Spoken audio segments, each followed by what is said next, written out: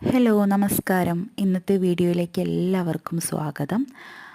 Adenium പ്ലാന്റിൻ്റെ വിത്ത് കാണാത്തവർക്കായിട്ടാണ് കേട്ടോ ഇന്നത്തെ വീഡിയോ.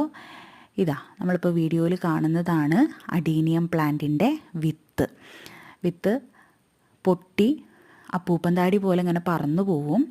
അപ്പോൾ വിത്തൊന്നും നമുക്ക് കിട്ടില്ല. അങ്ങനെ നഷ്ടപ്പെട്ട് പോവാതിരിക്കാൻ വേണ്ടിയിട്ടാണ് കേട്ടോ രണ്ടറ്റത്തും റബ്ബർ ബാൻഡൊക്കെ ഇട്ട് വെച്ചിട്ടുള്ളത്. ഇതിൻ്റെ ഒരു കനം കാരണം പ്ലാന്റ് തന്നെ ആകെ ഒടിഞ്ഞ പോലെ ആയിട്ടുണ്ട്.